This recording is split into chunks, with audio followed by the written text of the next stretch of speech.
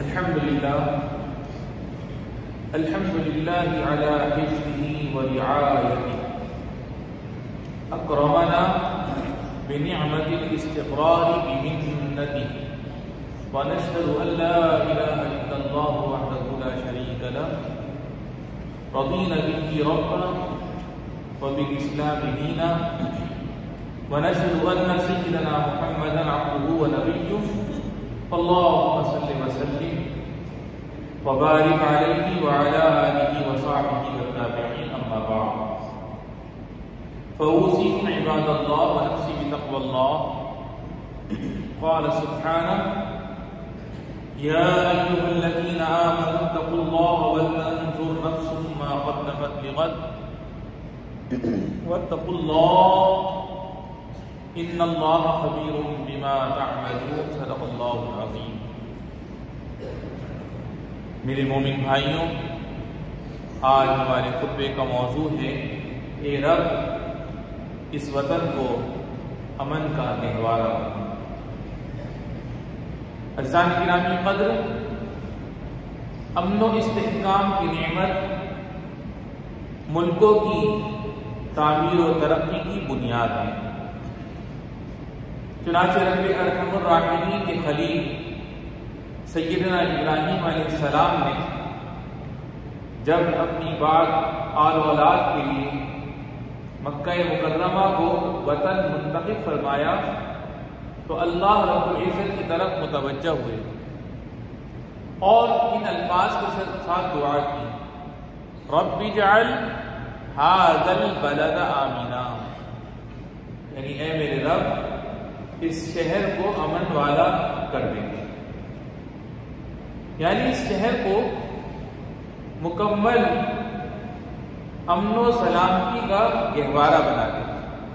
چنانچہ حضرت ابراہیم علیہ السلام نے سب سے پہلے جس حاجت کو طلب فرمایا اور سب سے پہلے جس نعمت کی التجا فرمائی وہ یہ تھی کہ مکمل امن و سلامتی کے ساتھ امن و سلامتی کی چھاؤں میں اس وطن کی تعمیر و ترقی پروان چڑھے۔ اور یہی وہ دعا ہے جو ہمارے سردار ہمارے نبی جناب محمد عربی صلی اللہ علیہ وسلم نے رب تعالی سے مانگی۔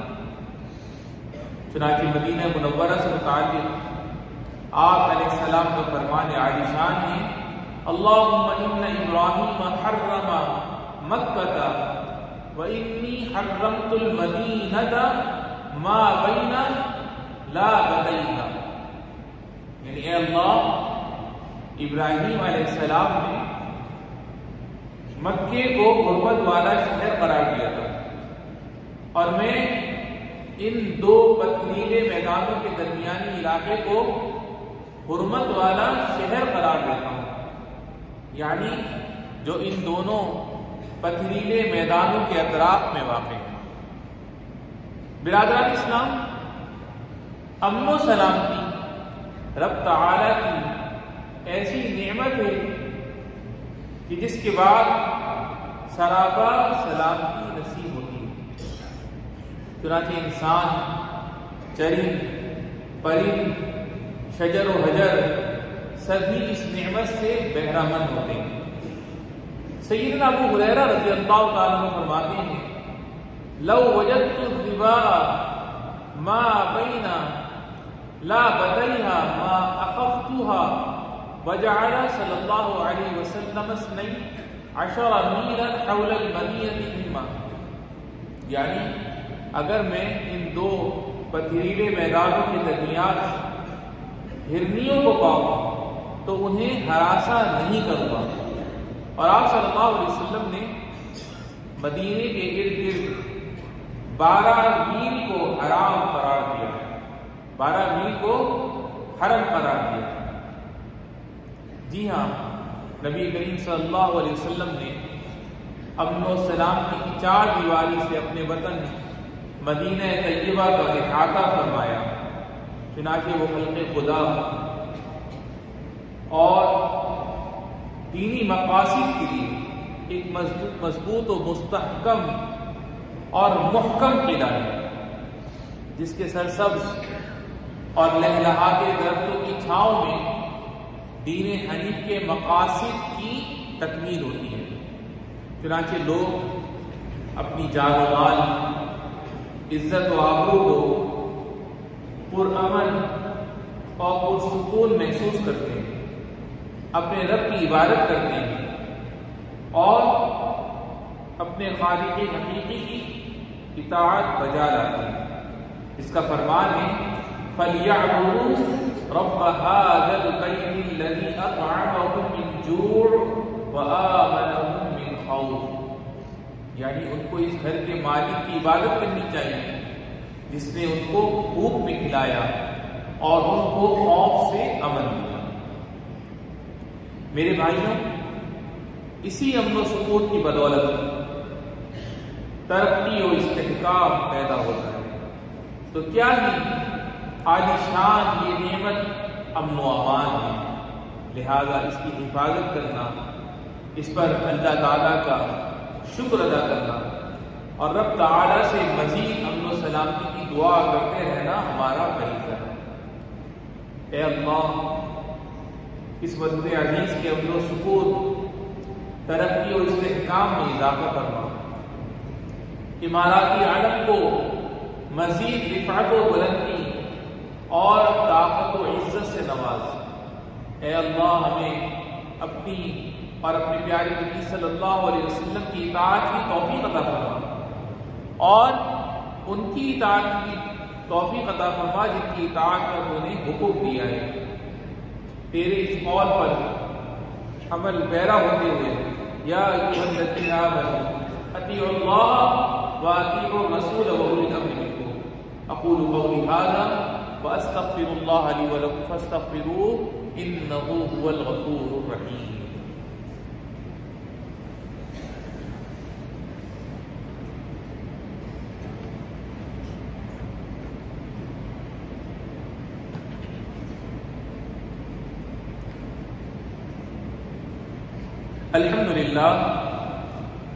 الحمدللہ واسع الرحمات انعم علینا بوطن الامارات والصلاة والسلام علی سیدنا و نبینا محمد خاتم المرسلین وعلی آلہ وصحبہ والتابعین۔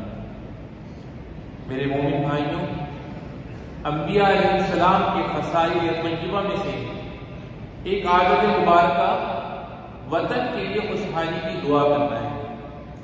چنانچہ ابو الانبیاء سیدنا ابراہیم علیہ السلام نے اپنے وطن مکہ مکرمہ کے دعا فرمائی اور کہا وَارْزُقْ أَهْلَهُ مِنَ الثَّمَرَاتِ، اور اس کے رہنے والوں کو پھلوں سے رزق عطا فرما۔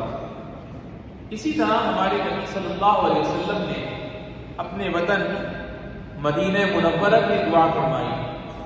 آپ کا فرمان عالیشان ہے اللہم بارک لنا فی ثمرنا وبارک لنا فی مدینتنا وبارک لنا فی صاعنا وبارک لنا فی مدنا، یعنی اے اللہ ہمارے لیے پھلوں میں برکت ڈال اور ہمارے لیے ہمارے مدینے میں برکت ڈال اور ہمارے صاع میں برکت ڈال اور ہمارے مد میں برکت ڈال۔ اور اسی طرح انبیاء علیہ السلام وطن کے لیے دعا فرمایا کرتے تھے۔ میرے عزیز بھائیوں، ہمیں بھی کثرت کے ساتھ امارات کے لیے دعا کرنی چاہیے۔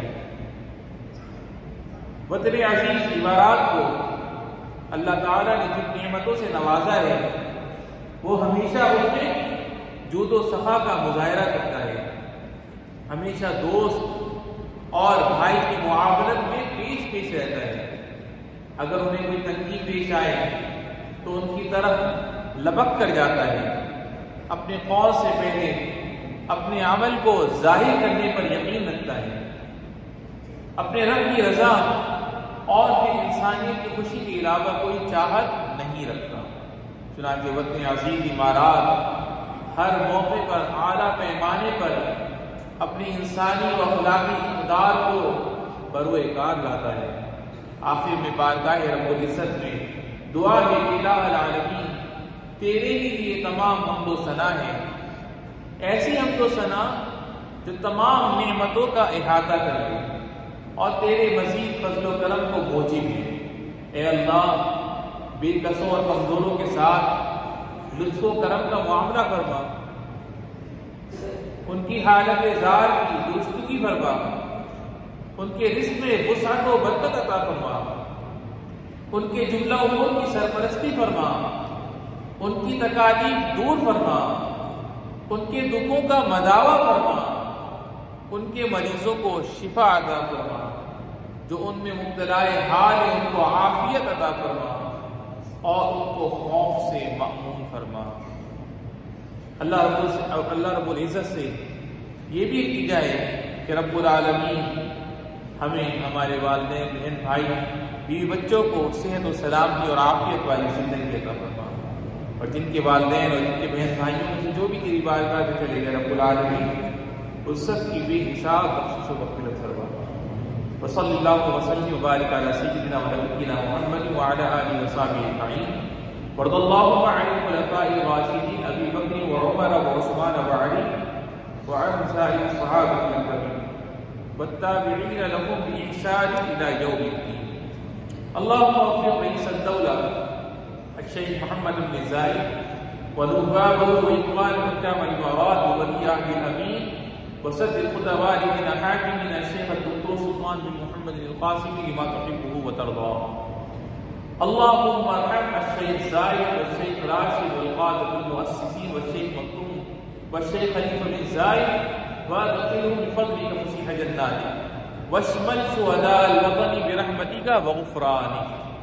اللهم اغفر لآبائنا وأمهاتنا، اللهم ارحم المسلمين والمسلمات الأحياء منهم والأموات، اللهم اسقنا الغيث، اللهم أغثنا، اللهم أغثنا، اللهم أغثنا عباد الله۔